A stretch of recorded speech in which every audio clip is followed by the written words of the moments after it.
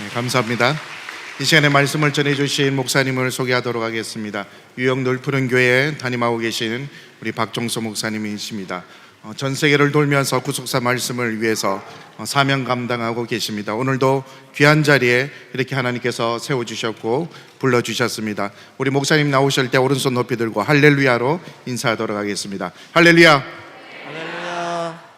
네, 감사합니다. 우리 시몬 안나 성가대 힘찬 찬양 진심으로 감사드립니다. 저는 뉴욕 놀푸른 교회 박정서 목사입니다. 이렇게 모리아 성전에서 말씀을 증거할 수 있는 기회를 주신 하나님 아버지께 너무 감사드리고요, 또 우리 평강제일교회 모든 성도님들께 감사드립니다. 특별히 목요일 있었던 우리 교회 개척 60주년 및 구속사 시리즈 12상권 출판 감사 예배에 참석할 수 있었던 것이 저에게는 큰 영광이고 너무 큰 기쁨이었습니다. 왜냐면요, 참으로 은혜스러운 행사였습니다. 그래서 원로 목사님 계실 때 그 느낌을 좀 느꼈어요. 그래서 이제 교회가 많이 회복되고 있구나 라는 것을 느끼게 되어서 너무 감사드립니다. 이렇게 수고하신 우리 모든 교육자와 직원 그리고 성도님들께 진심으로 감사드립니다. 그래서 저는 오늘 출애굽기 24장 4절에서 8절과 히브리서 9장 18절에서 20절 말씀을 통해서 제사와 율법책이란 제목으로 잠시 은혜를 나누겠습니다. 이게 이제 12상권의 제목이죠. 은혜 언약의 표징, 제사와 율법책. 제가 이 제목을 들었을 때요, 궁금한 게 있었습니다. 뭐냐면요, 제사와 율법책이 어떻게 연결될까? 어떤 연관이 있을까? 그게 궁금했거든요. 그래서 오늘 좀 그 전반적인 내용, 그 큰 그림을 한번 살펴보면서 그에 대해서 한번 답을 해보도록 하겠습니다. 오늘 이 본문 말씀은 시내산 언약 체결식입니다. 근데 이 시내산 언약 체결식에 보시면 그 언약을 체결할 때 언약의 피를 뿌리죠. 근데 출애굽기 24장 6절을 보면 그 피를 단에 뿌렸고, 8절 보면 그 피를 백성에게 뿌렸습니다. 그리고 히브리서 9장 19절 보시면 그 피를 책과 또 백성에게 뿌렸어요. 그러니까는 이 출애굽기와 히브리서를 종합해서 보면은 지금 피가 뿌려진 곳이 세 군데죠. 단과 책, 곧 율법책이죠. 언약서, 율법책. 그게 우리가 갖고 있는 성경이죠. 단과 책과 백성에게 피를 뿌리셨습니다. 이 피는 언약의 피예요.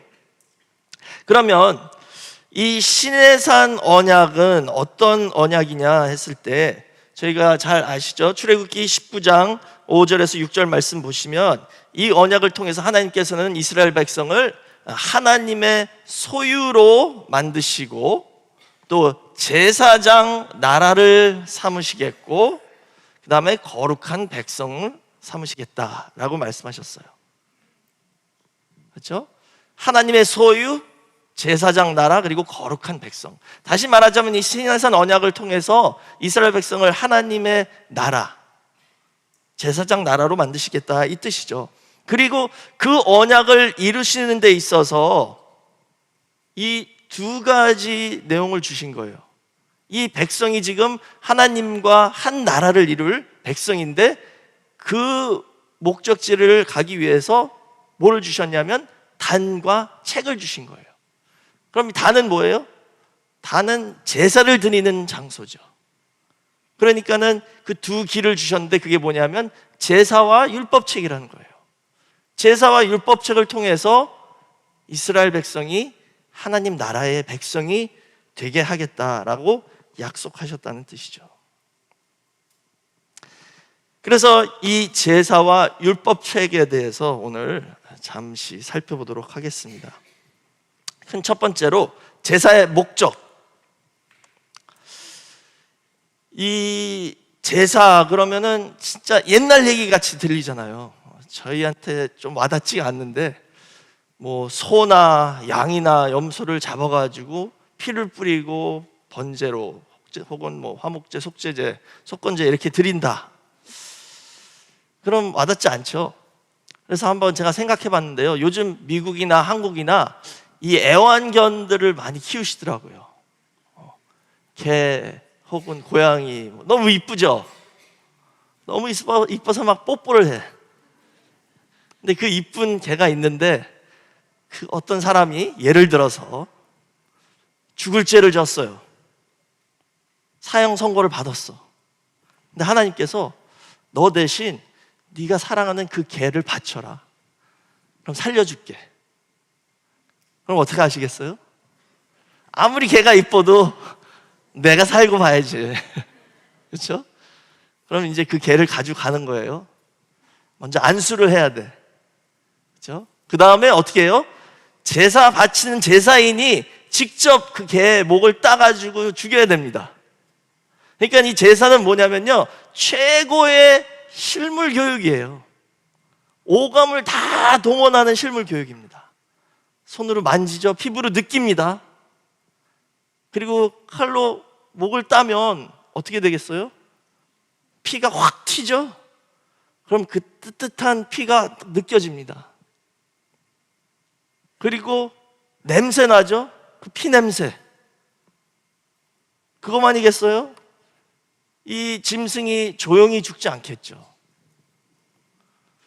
성도 여러분, 그거 아세요? 제가 노래를 잘합니다. 그래서 어렸을 때 노래할 때요, 사람들이 그랬어요. 돼지 목 따는 소리 난다고. 그래서 돼지 목 따는 소리가 되게 아름다운 소리인 줄 알았어요. 근데 듣고 보니까 아니더라고요. 돼지 목 딸 때 소리를 냈다는 것은 소나 염소나 양을 죽일 때도 소리가 나겠죠. 그리고 심지어 화목제는 그 고기를 먹어요. 그러니까 눈으로 보고 피부로 느끼고 코로 냄새 맡고 귀로 들리고 입으로 먹기까지 하는 최고의 실물 교육이 이 제사예요. 그러면은 그 끔찍한 제사를 통해서 하나님께서 저에게 지금 뭘 가르쳐 주시고자 하시겠습니까?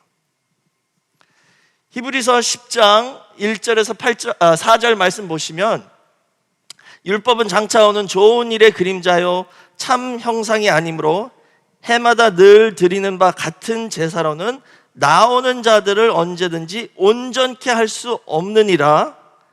그렇지 아니하면 섬기는 자들이 단번에 정결케 되어 다시 죄를 깨닫는 일이 없으리니 어찌 드리는 일을 그치지 아니하였으리요. 그러나 이 제사들은 해마다 죄를 생각하게 하는 것이 있나니 이는 황소와 염소의 피가 능히 죄를 없이 하지 못함이라 그랬죠. 그러니까 확실한 것은 이 제사를 통해서 죄가 없어지는 건 아닙니다. 그렇지만 하나님께서 뭔가 우리에게 가르쳐 주시고자 하는 게 있죠. 그건 뭐예요? 여기 나와 있잖아요. 죄를 깨닫게 해주는 거예요. 또 죄를 생각하게. 제사를 통해서 딱 한 가지 깨닫게 해주시는 거예요. 그게 뭐냐 하면 바로 죄입니다. 죄. 눈으로 보고 그 피부로 느끼고 그 피 냄새 맡고 그 소리 듣고 그 모든 것을 통해서, 그 실물 교육을 통해서 딱 한 가지 죄를 깨닫게 해주시기 위해서 그렇게 끔찍한 제사를 주신 거예요. 너의 죄 때문에 이 짐승이 저렇게 처참하게 죽고 있다. 죄가 얼마나 무서운 건지를 깨닫게 해주시기 위해서 이 제사를 주셨다는 것이죠. 그래서 원로 목사님께서는 이렇게 말씀하셨죠. 성도는 죄를 죽음보다 더 두려워해야 된다. 성도는 죄를 죽음보다 더 두려워해야 한다는 것이죠. 지금 제사를 통해서 얼마나 마음이 아프겠습니까? 그 짐승이 나 때문에 저렇게 처참하게 죽는데, 그래서 그 제사를 올바로 드린 사람은 그 죄가 얼마나 무서운지 깨닫고 통회하는 마음으로 회개하게 되는 것이죠. 나 때문에 저렇게 됐구나. 로마서 3장 20절 말씀도 보시면 율법으로는 뭐예요? 죄를 깨달음이다 라고 말씀하셨죠. 제사도 율법이잖아요. 그래서 제사를 통해서 하나님께서는 이스라엘 백성들이 자기 죄를 깨닫고 회개하기를 바라셨던 것이죠. 그 다음에 또 이 제사를 통해서는 예수 그리스도의 십자가를 바라보게 하셨습니다. 구속사 시리즈 12상권 보시면 이 5대 제사가 예수님의 십자가 제사의 설계도다라고 말씀하셨죠. 그래서 제사가 5가지 있죠. 번제, 소제, 화목제, 속죄제, 속건제. 레위기에는 이 순서대로 기록이 돼 있어요. 그런데 실제로 제사를 드릴 때는 이 순서로 드려지지 않았습니다. 어떤 순서로 드려졌냐면요, 예를 들어서 대속죄일 날에는 속죄제와 번제를 드렸거든요. 그럼 속죄제하고 번제를 같이 드릴 때는 항상 속죄제가 먼저입니다. 그리고 그 다음에 번제예요. 오늘 본문의 그 시내산 언약 체결식에는 번제와 화목제를 드렸어요. 그럼 그 2가지 제사를 드릴 때는 항상 화목제가 나중에 옵니다. 번제가 먼저예요.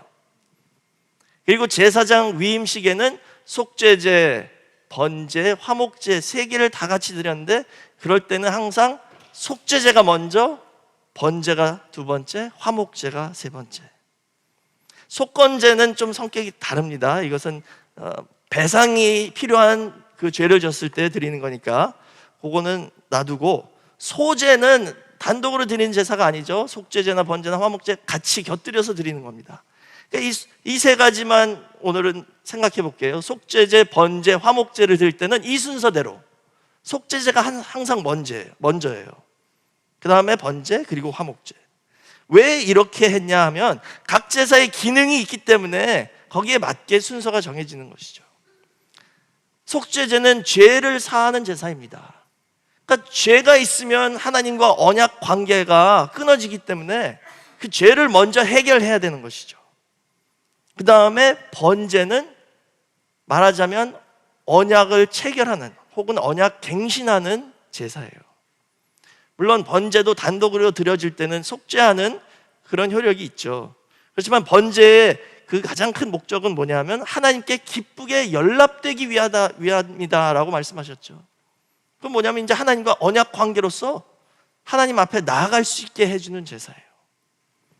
그래서 시편 50편 5절 말씀 보시면 이르시되 나의 성도를 내 앞에 모으라 곧 제사로 나와 언약한 자니라 라고 말씀하셨죠. 그래서 속죄제를 통해서 죄가 해결되고, 그러면 번제를 통해서 다시 하나님과 언약 관계가 회복되는 거예요. 그 다음에 마지막으로 화목제가 있죠. 이 화목제는 언약 식사입니다. 언약 식사. 그래서 화목제는 하나님 앞에서 그 바친 제물의 고기를 먹는 거예요. 옛날에는요, 식사를 같이 한다는 뜻은 이제 우리는 적이 아니다, 친구다, 혹은 언약 관계다, 혹은 식구가 됐다, 이런 뜻이 되는 것이죠. 그래서 시내산 언약을 체결했을 때 출애굽기 24장 9절에서 11절 말씀 보시면 시내산 언약 체결식을 하자마자 하나님께서 모세와 70인의 장로를 올라오라고 했죠. 그래서 시내산 꼭대기에 올라갔더니 하나님을 보고 먹고 마셨다.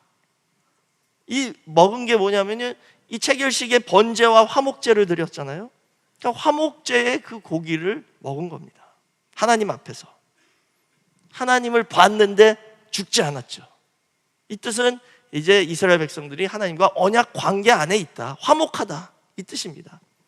그래서 이렇게 제사가 드려지는 순서가 있는데요, 이 제사들이 다 십자가 제사의 설계도, 십자가를 예표하는 것입니다. 그래서 십자가를 통해서 이 5대 제사가 해야 될 모든 일들을 단번에 다 완성시켜 버리신 거예요. 그래서 이 십자가를 설명하기 위해서 예를 들자면요, 이 핸드폰 계약이 있죠. 요즘 한국도 그런 거 있나요? 뭐 몇 년 동안 계약을 해야 돼요. 그럼 거기서 벗어날 수 없잖아요. 예를 들어서 이 율법이란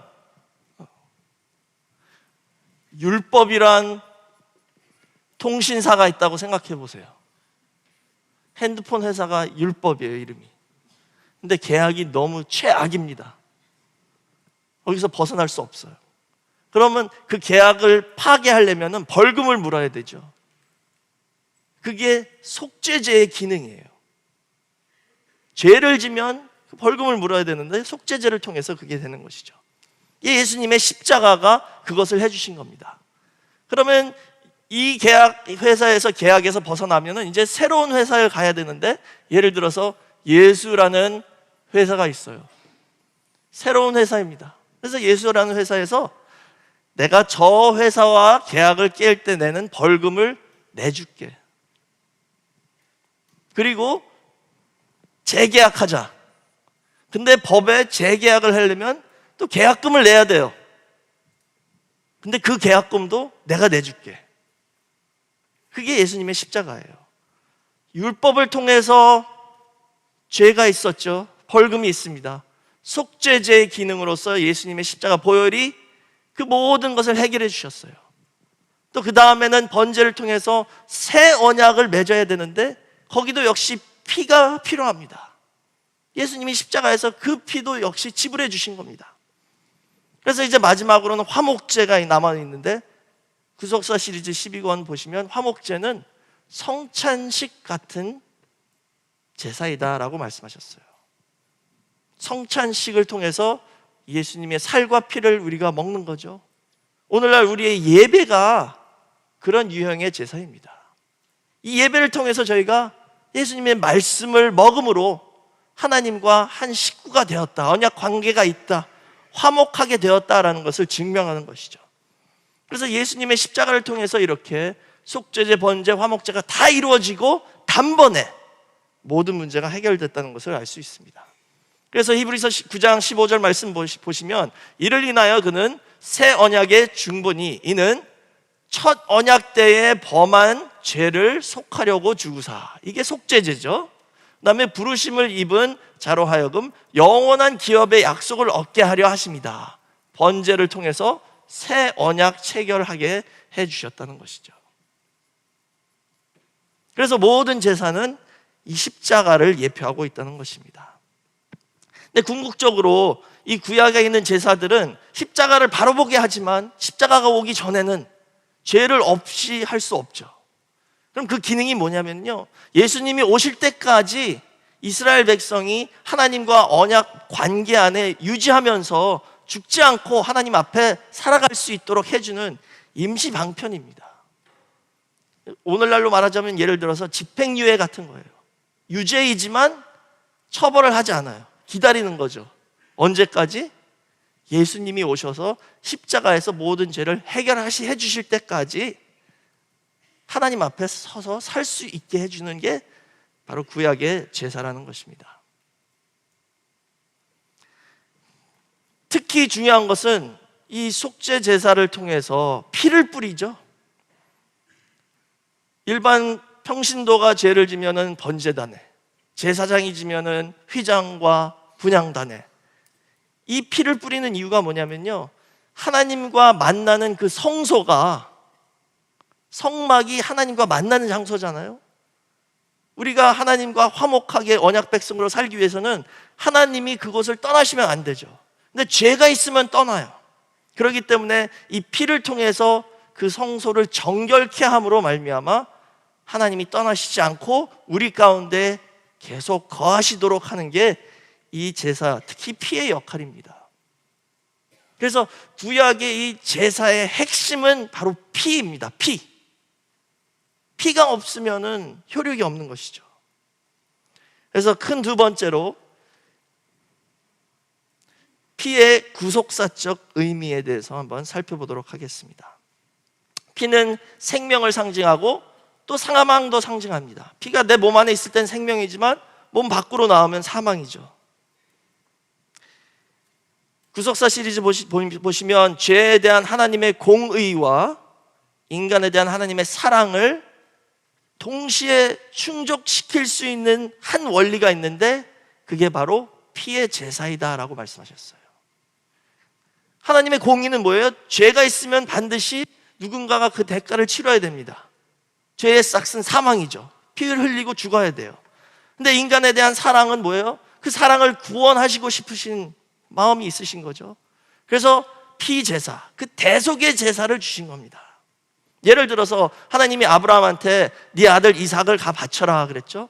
가서 진짜 죽이려고 했습니다. 그랬더니 하나님이 멈추라고 하고 수양을 보여주셨어요. 그래서 이삭 대신 그 수양을 바쳐서 피를 흘리게 제사를 바친 것이죠. 근데 이에 대해서 히브리서 11장 19절에서는 이렇게 말씀하고 있습니다. 저가 하나님이 능히 죽은 자 가운데서 다시 살리실 줄로 생각한지라 비유컨대 죽은 자 가운데서 도로 받은 것이다 그랬죠. 그러니까 이삭은 죽었다 살아난 거나 마찬가지래요. 그런데 이번 구속사 시리즈에서 말씀하신 건 뭐냐면요, 제사인도, 제사를 바치는 사람도 역시 매 제사를 바칠 때마다 자기의 목숨을 죽었다가 다시 받는 거나 마찬가지다라고 말씀하셨어요. 내가 죽어야 되는데 대신 그 짐승이 죽어줌으로 말미암아 새 생명을 얻었다는 것이죠. 어떻게 보면 부활이나 마찬가지인 것입니다. 생명과 생명을 맞바꾸는 거죠. 그게 바로 대속의 제사인데, 그 제사의 핵심이 바로 이 레위기 17장 11절에 나와 있는 피입니다. 육체의 생명은 피에 있음이라 내가 이 피를 너희에게 주어 단에 뿌려 너의 생명을 위하여 속하게 하였나니 생명이 피에 있으므로 피가 죄를 속하느니라. 그래서 원로 목사님이 그러셨죠. 엄밀히 따지면 피가 죄를 속하는 게 아니라 피 속에 있는 생명이 죄를 속하는 거다라고 말씀하셨어요. 근데 여기 이 생명이라는 단어가 히브리어로 네페시입니다. 네페시. 이 네페시라는 단어는 원래 영혼이란 뜻이에요. 근데 사실 이 네페시라는 단어는 번역하기 아주 어려운 단어 중에 하나입니다. 왜냐하면 여러 가지 뜻이 있어요. 영혼도 되지만 생명도 되고 전인격을 말하는 그런 단어이죠. 그래서 구약 성경에서 찾아보시면 예를 들어서 창세기 23장 8절 말씀 보면은 여기서는 뜻으로 번역되고 있습니다. 네페시가 뜻, 당신들의 뜻일진데 그랬죠. 이게 네페시라는 단어예요. 또 창세기 34장 3절 말씀 보시면 마음이라고도 번역되어 있어요. 그 마음이 깊이 야곱의 딸 디나에게 열련하며 그랬죠. 마음이 그 여자에게 갔다는 거예요. 네페시. 또 출애굽기 23장 9절에서는 정경이란 단어를 사용했죠. 참 어려운 단어인데요. 여기 보시면은 나그네의 정경을 너희가 안다. 그래서 공동 번역을 보니까 심정으로 번역을 했어요. 이게 네페시입니다. 여기 몸 붙여 사는 자라고 나와 있죠. 이게 나그네라는 뜻이에요. 나그네의 심정을 너희가 잘 알지 않느냐. 왜냐하면 너희도 나그네였으니까. 여기도 네페시죠. 그리고 신명기 30장 2절 말씀 보시면 또 성품으로 번역되어 있습니다. 온전히 하나님의 명한 것을 온전히 따라서 마음을 다하고 성품을 다하여 여호와의 말씀에 순종하라. 그러니까는 피 속에 생명이 있는데 그게 네페시죠. 그 안에는 영혼과 뜻과 마음과 심정과 성품이 다 담겨 있다는 거예요. 짐승의 피는 인간의 죄를 완전히 없애할 수 없지만 예수님의 십자가의 보혈의 피는 그 안에 주님의 영원한 생명이 있기 때문에 그 안에 주님의 마음과 영혼과 뜻과 심령과 성품이 다 담겨 있다는 것이죠. 그래서 그 피는 보배로운 피고 만 인류의 모든 죄를 단번에 없이 할 수 있다라는 것을 성경에서 증거하고 있습니다. 그런데 저희 원로 목사님께서 지리산에 올라가서 기도하시게 된 계기를 아마 들어보셨을 거예요.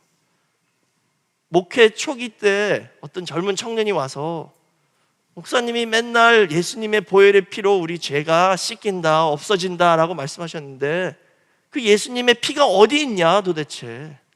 2000년 전에 예루살렘에서 돌아가셨고 그 피는 이제 다 말라서 없어졌는데 그 피가 어디 있어서 내 죄를 없이 할 수 있냐 라는 질문에 대답을 하실 수 없어가지고 지리산에 올라가셔서 기도를 하셨다는 것이죠.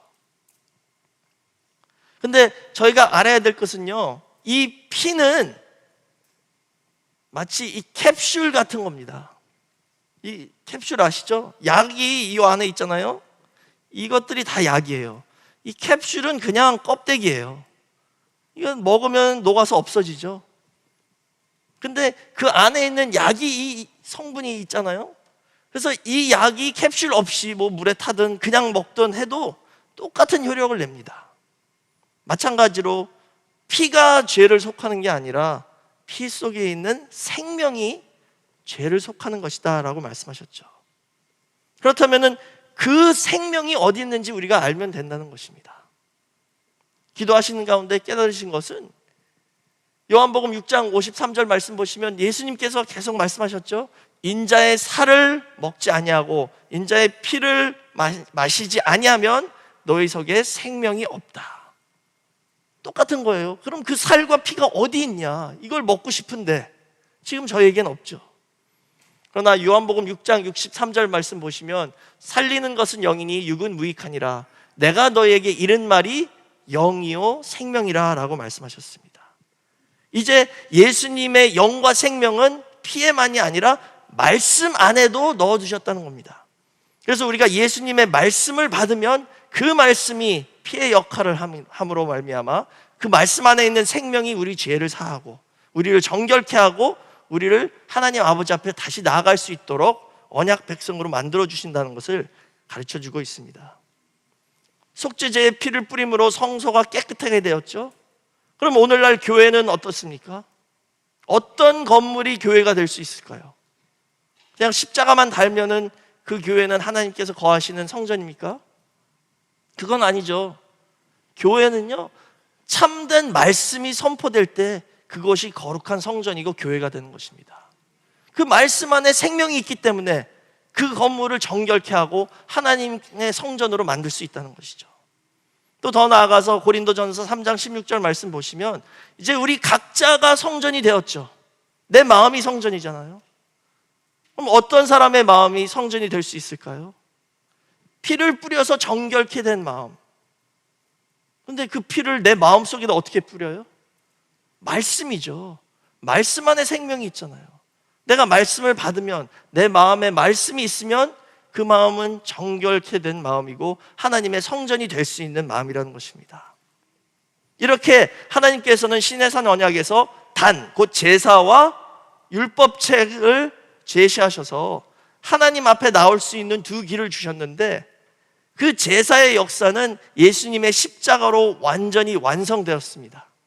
더 이상 필요 없게 된 거예요. 그래서 예수 그리스도는 제사의 완성자이십니다. 그러면 이제 제사를 뚝 끊고 이제 너희 제사 그만둬. 말씀을 받아야 돼. 이렇게 하시면 사람들이 깜짝 놀라잖아요. 그래서 하나님께서는 이 긴 과정을 통해서 제사 중심의 예배에서 말씀 중심의 예배로 가는 전환하는 그 과정을 두셨다는 거죠. 그래서 큰 세 번째로 이제 율법체계의 역사를 한번 살펴보겠습니다. 구약의 제사는 예수님의 십자가로 완전히 끝났습니다. 더 이상 필요 없는 거예요. 그래서 구약 전체는 한마디로 말하면 죄를 깨닫는 것입니다. 구약 전체의 역사가 죄 깨닫는 거예요. 이 구약의 마지막 선지자가 바로 세례 요한이시죠. 마태복음 11장 13절 말씀 보시면 모든 선지자와 및 율법에 예언한 것이 요한까지다. 그러니까 세례 요한이 마지막 선지자고 구약의 마침입니다. 근데 세례 요한은 어떤 사람이었어요? 회개의 세례를 베푼 사람이죠. 그리고 세례 요한이 외친 말씀은 뭐예요? 회개하라, 천국이 가까웠다. 그러니까 세례 요한의 이 말씀 안에 구약 역사 전체가 다 요약이 됩니다. 구약 역사는 뭐예요? 죄를 깨닫고 회개하는 겁니다. 그래서 세례 요한을 통해서 이 죄 사함을 받게 하는 회개의 세례를 받으면 그 사람은 이제 예수님 앞으로 나아갈 수 있는 준비가 된 것이죠.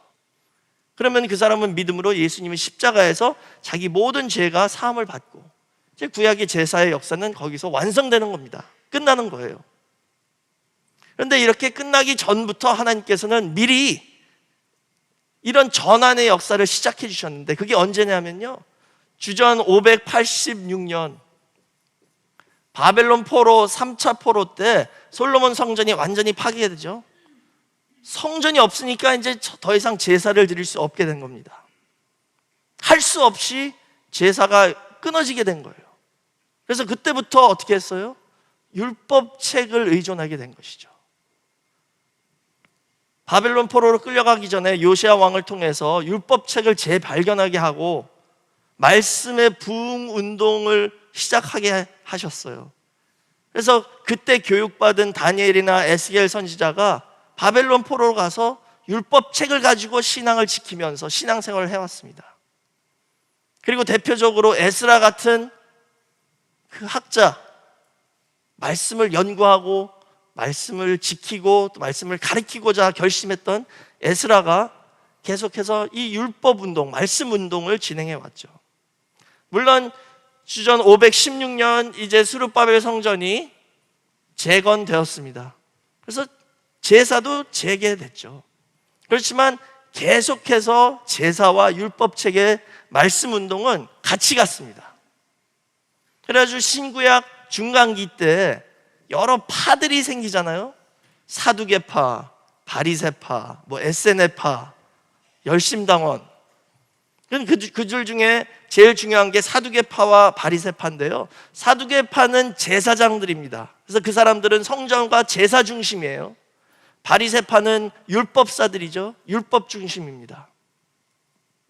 이 사람들이 세력을 가지고 막 싸웠어요. 사두개파는 제사가 중요하다. 바리새파는 율법이 중요하다. 근데 주후 70년 로마로 인해서 예루살렘 성전이 완전히 파괴되죠. 그때 어떻게 되냐 하면 사두개파는 이제 더 이상 필요가 없게 되었습니다. 역사에서 사라지고 바리새파만 남았죠. 그래서 회당에서 말씀 중심의 예배를 드리게 되었습니다. 그 회당이 교회하고 똑같아요. 예수님도 회당에서 설교하셨고 사도들도 회당에 가서 말씀을 전했죠. 그리고 오늘날까지 남아있는 유대인들이 바로 바리새파의 후예들이에요. 그러니까는 이런 역사를 볼 때 하나님께서 구속사 가운데 여러 가지 요소들을 주셨습니다. 성전도 주셨고 언약궤도 주셨고 제사법도 주셨고 율법책도 주셨는데 시대마다 그 요소들이 자기의 역할을 했죠. 필요했습니다. 근데 그 역할이 끝나면 하나씩 없어지죠. 언약궤가 사라졌습니다. 성전이 파괴됐습니다. 제사법도 끝났어요. 그럼 마지막에 남은 게 뭐예요? 말씀, 율법책입니다. 끝까지 남은 건 말씀밖에 없어요. 그래서 주 29년 예수님이 십자가에 돌아가실 때 휘장이 완전히 갈라졌죠. 땅이 진동했다고 그랬습니다. 구속사 가운데 이런 진동의 역사를 하나님께서 계속 보내신 거예요. 그래서 히브리서 12장 26절에서 27절 말씀 보시면 그때에는 그 소리가 땅을 진동하였거니와 이제는 약속하여 가라사대 내가 또 한 번 땅만 아니라 하늘도 진동하리라 하셨느니라. 이 또 한 번이라 하심은 진동치 아니하는 것을 영존케 하기 위하여 진동한 것들 곧 만든 것들의 변동될 것을 나타내심이니라 라고 말씀하셨죠. 이 구절이 무슨 뜻이냐면요, 하나님께서 구속 역사 가운데 지진을 막 보내신다는 거예요. 그 지진을 통해서 뭐가 남고 뭐가 없어질지를 나타낸다는 것이죠. 막 흔들면 넘어지고 떨어지는 것도 있고 끝까지 남는 것도 있죠. 그럼 끝에 뭐가 남았어요? 말씀만 남았습니다. 사랑하는 성도 여러분, 지금 저희 교회에 이런 진동, 지진이 온 것이 아닙니까? 이럴 때에 말씀을 붙잡는 사람은 끝까지 남는 것이고 다른 것을 붙잡으면 다 떨어져 나간다는 거예요. 말씀만을 붙잡아야지 끝까지 남을 수 있다는 것을 교훈하고 있습니다. 그래서 바벨론 포로 때부터 예루살렘 성전이 완전히 파괴될 때까지 그 과도기를 통해서 제사 중심의 예배에서 이제는 말씀 중심의 예배로 완전히 전환될 수 있도록 역사를 이끌어 가셨죠. 예수님이 십자가에 돌아가셨을 때 이제 휘장이 완전히 찢어졌습니다. 마태복음 27장 51절에 이에 성소 휘장이 위로부터 아래까지 찢어져 둘이 되고 땅이 진동하며 바위가 터지고. 예수님 십자가도 역시 진동의 사건이었어요. 그때 휘장이 찢어졌는데 그럼 그 휘장이 찢어진 그 지성소 안에는 뭐가 있었을까? 많은 사람들이 궁금해했죠.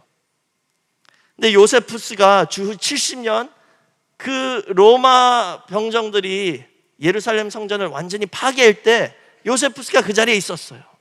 그래서 지성소에서 뭘 가지고 나오나 목격을 했는데 그때 율법책 하나만 있었다는 것입니다. 그게 요세푸스가 쓴 유대 전쟁사 제7권 150절에 나와 있습니다. 직접 목격한 거예요. 아, 거기는 언약궤는 없고 율법책만 있었다. 히브리서 10장 20절에서 그에 대해서 이렇게 말씀하셨죠. 그 길은 우리를 위하여 휘장 가운데로 열어놓으신 새롭고 산 길이요, 휘장은 곧 예수님의 육체니라 라고 말씀하셨습니다. 새롭고 산 길을 열어놓았대요. 지성소는 하나님과 만나는 장소이죠. 하나님께서는 언약궤 위에 이스라엘 백성들과 만나시겠다라고 하셨는데 언약궤는 더 이상 없습니다. 피 뿌릴 곳이 더 이상 없는 거예요. 거기에 율법책만 남아있어요. 그래서 이것을 새롭고 산 길이라고 하신 거죠. 제사가 옛 길이었다면 이제는 새로운 길을 주셨다. 그게 어디에 있는 거예요? 율법책, 말씀 안에 있다는 것입니다. 이제 하나님을 어디서 만나야 돼요? 지성소는 더 이상 없습니다. 말씀 안에서만 하나님을 만날 수 있다는 것을 가르쳐주고 있습니다. 또 예수님이 자신의 육체를 찢음으로 그 길을 열어두셨다는 거예요. 이것은 예수님의 육체를 찢었을 때 예수님 속에 있는 예수님의 그 정체성을 밝힌다라는 것을 보여주고 있습니다. 그래서 저희가 그런 얘기 하잖아요. 저 사람 속을 모르겠어. 저 사람 속을 좀 들여다봤으면 좋겠어. 이런 얘기 하잖아요. 예수님이 몸을 찢으시면서 보여주신 거예요. 자, 한번 봐라. 내가 누군가. 근데 거기를 보니까 뭐가 있어요? 말씀이 있었죠. 그분은 말씀이십니다. 주님은 말씀이에요. 우리 아버지는 말씀이십니다. 말씀 안에서 아버지를 만나게 되는 겁니다. 다른 것을 붙잡으면 안 되는 거예요. 육체를 붙잡으면 안 되죠. 말씀을 붙잡을 때 주님을 만나고 하나님을 아버지를 만날 수 있다는 것을 믿으시기 바랍니다. 이제 결론을 내리겠습니다. 제사와 율법책은 초림과 재림의 사역을 보여줍니다. 제사와 율법책은 초림과 재림의 사역을 보여준다. 그래서 히브리서 9장 28절 읽으시면 이와 같이 그리스도도 많은 사람의 죄를 담당하시려고 단번에 들이신 바 되셨고 구원에 이르게 하기 위하여 죄와 상관없이 자기를 바라는 자들에게 두 번째 나타나신다. 이 말씀을 보시면요, 이 노란색으로 있는 내용은 초림 주님에 대한 말씀이죠. 그분은 어떻게 오신 거예요? 죄를 담당하시려고 십자가를 지시기 위해서 오신 분. 그 다음에 이 부분은 이제 재림에 대한 말씀이죠. 재림은 어떻게 이루어집니까? 죄와 상관없이 구원에 이르게 하기 위하여 자기를 바라는 자들에게 나타나신다라고 말씀하셨어요. 그러니까 재림의 사역은 죄와 상관없이 구원에 이르게 하기 위해서 오신다. 그래서 디모데후서 3장 15절 말씀 보시면 또 내가 어려서부터 성경을 알았나니 성경은 능히 너로 하여금 그리스도 예수 안에 있는 믿음으로 말미암아 구원에 이르는 지혜가 있게 하느니라 그랬죠. 성경 말씀이 바로 구원에 이르는 지혜, 구원에 이르는 말씀입니다. 그래서 초림의 사역은 제사를 완성하시기 위해서 오신 것이고 재림의 사역은 율법책을 완성하시기 위해서, 율법책의 역사를 완성하시기 위해서 오셨다는 것을 알 수 있습니다. 성경에서 예수님을 어린 양이라고 부르잖아요. 이 어린 양이라는 단어가 헬라어로 두 가지 단어가 있습니다. 어린 양이 한 단어는 암노스라는 단어가 있고요, 또 하나는 아르니온이라는 단어가 있습니다. 그래서 암노스는 어떤 의미냐? 요한복음 1장 29절에 사용되고 있죠. 이튿날 요한이 예수께서 자기에게 나오심을 보고 가로되 보라 세상 죄를 지고 가는 하나님의 어린 양이다 그랬죠.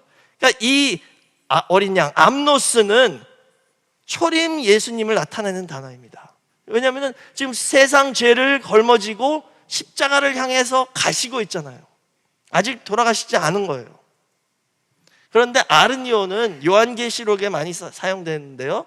계시록 5장 8절에서 9절 말씀 보시면 책을 취하심에 네 생물과 24장로들이 어린 양 앞에 엎드려 각각 검은 고와 향이 가득한 금대접을 가졌으니 이 향은 성도의 기도들이라. 새 노래를 노래하여 가로되 책을 가지시고 그 인봉을 떼기에 합당하시도다. 일찍 죽임을 당하사 각 족속과 방언과 백성과 나라 가운데서 사람들을 피로 사서 하나님께 드리시고 그랬죠. 여기 이 어린 양 아르니오는 어떤 분이에요? 일찍 죽임을 당하신 분. 그러니까 이미 십자가에 돌아가시고 다시 오실 주님을 말하는 거죠. 근데 그분은 오셔서 어떤 일을 하신대요? 책의 그 인봉을 떼신다. 율법책의 역사를 완성하실 분이라는 것입니다. 구약의 제사를 보면요, 진짜 우리 죄를 사해 주실 분을 고대하고 바라게 되는 거예요. 이 제사 매년 드려도 내 죄가 없어지지 않지 않냐. 십자가를 바라게 되는 것이죠. 예수님을 바라게 되는 것이죠. 그럼 율법책의 역사는 어떤 분을 바라게 되냐 하면요, 성경을 읽을 때마다 어렵죠? 이해가 안 갑니다. 봉해진 책이에요. 그럼 율법책 역사의 완성은 뭐냐?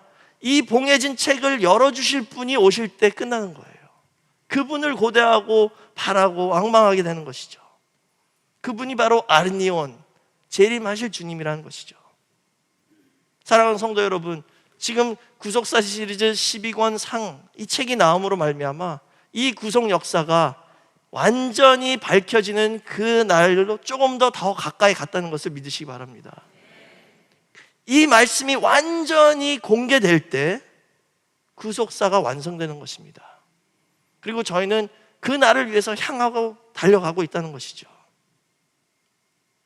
구속사는 이 양파의 껍질을 벗기듯이 하나님께서 조금씩 벗기시는 거예요.